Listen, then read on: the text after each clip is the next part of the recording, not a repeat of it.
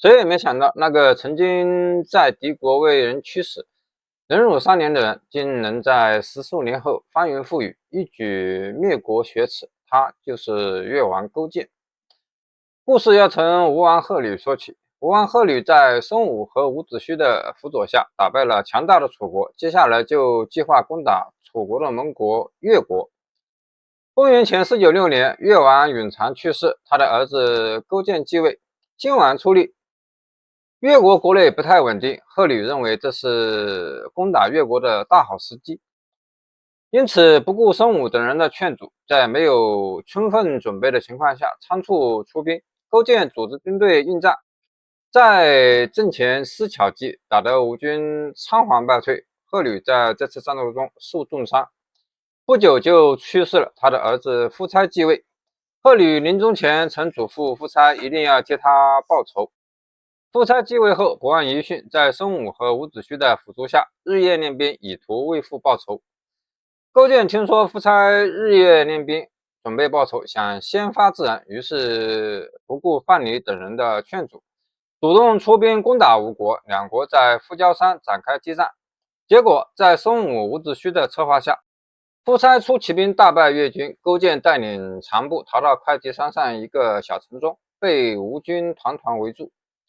夫差要赶尽杀绝，勾践为了保存力量，以图东山再起，采纳了范蠡的计策，向夫差屈膝投降。开始时，夫差并没有答应，范蠡献计让勾践亲自去侍奉夫差，这样就能消除他的戒心了。于是越国人用美女和宝物贿赂太宰伯嚭，说越王勾践愿意向吴王称臣纳贡。伯嚭是个贪财好色之人，接受越国的贿赂，就在夫差面前帮越国说好话。夫差终于同意不会灭亡越国。伍子胥坚决反对，说勾践只是被迫求和，日后一定会报仇。如果这次不斩草除根的话，日后一定会后患无穷。但夫差听信伯嚭的谗言，根本不理会伍子胥的苦谏，坚持撤兵回国。勾践在国人面前痛悔，说自己自不量力，攻打吴国，使百姓深受其害，然后埋葬战死的人，慰问受伤的人，抚恤死者家属，能为百姓做的就尽量为百姓做，然后嘱咐文仲等人代为管理国家，就带着妻子和范蠡前往吴国去服侍夫差了。大臣和百姓们都哭着为他送行。勾践夫妇到达吴国的都城后，夫差故意羞辱他们，让他们住在潮湿阴冷的石室里。勾践亲自为夫差驾车律马，充当马前卒，他的夫人就每天洒扫宫事。勾践夫妇一直恭恭敬敬，3年来虽受尽屈辱，却一直尽心服侍，从无半句怨言。这期间，伍子胥多次进谏，请夫差杀了勾践，但太宰伯嚭一直接受越国的贿赂，在夫差前为勾践说好话，勾践这才免于被杀。有一次，夫差生病，勾践为了帮他看病，甚至亲自尝夫差的粪便。夫差深受感动，终于相信勾践是真心诚服，于是完全不顾伍子胥的极力谏阻，还是坚持放勾践回国。公元前490年，勾践终于回到越国，看到的是受战事所累、土地荒芜、人口凋零的颓败景象。勾践立志复国雪耻，为了恢复国家的实力，他任用范蠡、文仲，采取他们的主张，改革内政，同时推行鼓励生产、奖励生育的政策，让百姓休养生息的同时增加人口。勾践采纳范蠡的美人计，将西施等美女生娶吴国，迷惑夫差，削弱他的意志。夫差得到西施后，宠爱有加，每天陪着西施，日日饮酒，夜夜笙歌，沉迷于酒色，不再勤于政事。为了讨好西施，他还大兴工程，建造姑苏台，消耗民力。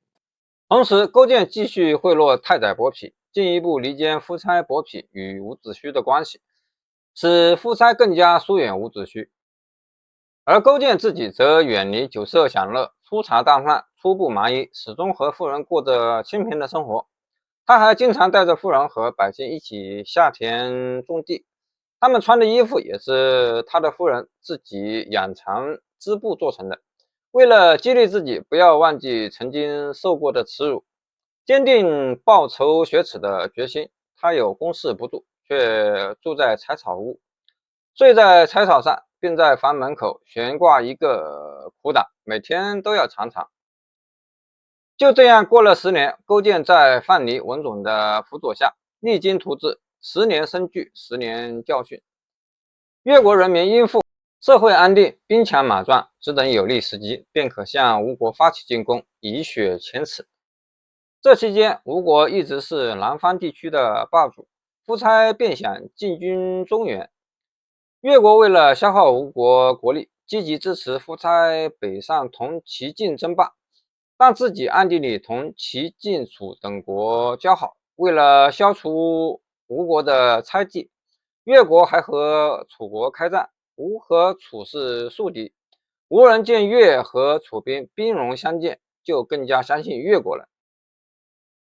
公元前485年，夫差为争霸而北上伐齐，伍子胥反对，认为应首先除掉越国。夫差不听，继续伐齐，在艾陵之战中大败齐军，获胜而归。夫差十分得意，此后便逼死了伍子胥。伍子胥死后，孙武也归隐山林，伯嚭就接管了所有政事，朝政更加腐败。公元前482年，夫差又率领精锐部队数万北上，到达黄池，今河南封丘南，大会诸侯。当时晋国正在爆发内乱，吴国依靠着强大的军事力量，一度夺得霸主地位。夫差北上黄池争霸，也要求勾践带兵与会。